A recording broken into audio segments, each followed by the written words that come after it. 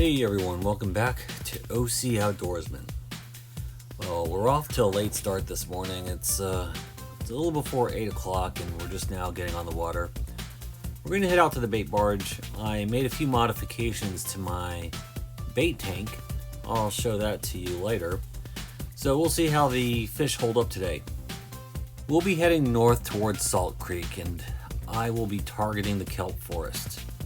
Last Saturday, we hit the same spot. I was here with Ryan and Quan, and Ryan caught this huge barred sand bass. And I captured everything on video. Unfortunately, during the transfer from my GoPro to the iPad, the footage was lost, which was why I didn't publish a video last weekend. Hopefully things go better today. Fishing with me today is Glenn. You can see he just picked up the live sardines from the bait barge. So I'm just going to head over and get my half of the bait. We got a good mix today of decent sized sardines and anchovies. So we have a little bit of variety to fish with this morning.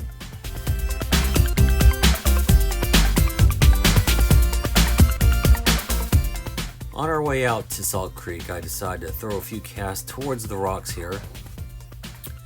And I land my first fish of the morning, a barred sand bass, using a hookup bait in red crab. This one was a 3/8 ounce red crab hookup bait.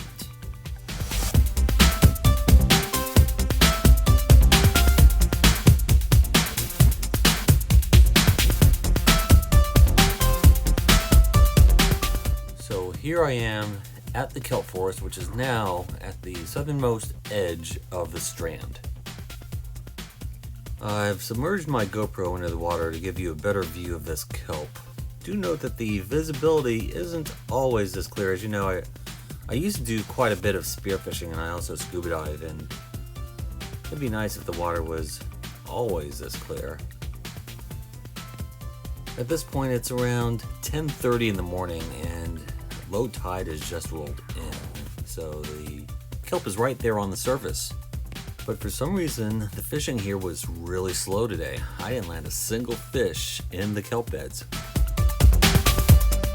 I decided to move further north and fish along the beach.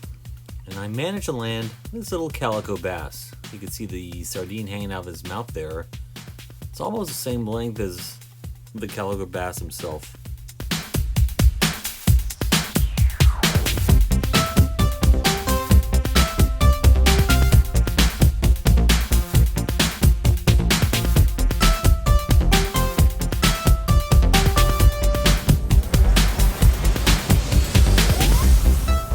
Inhaled this sardine.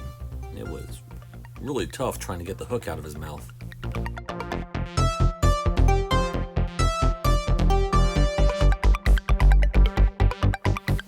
Here's another shot of my bait tank.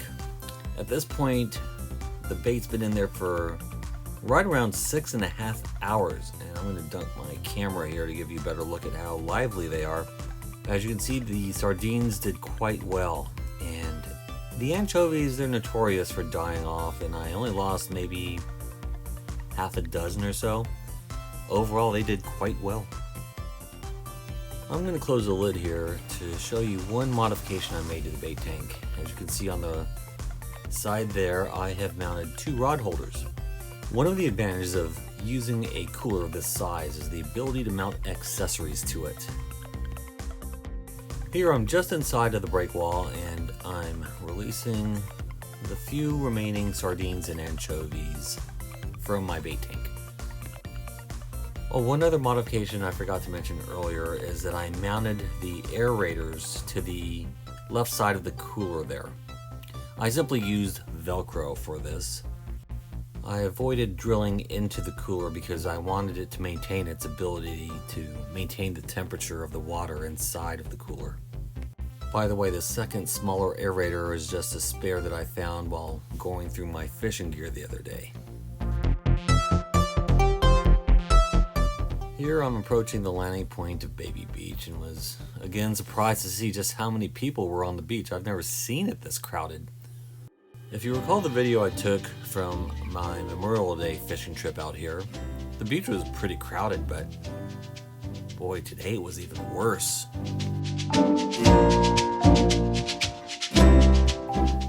I forgot to drain the cooler, and boy, dragging this kayak with a 15-gallon cooler full of water can get pretty heavy.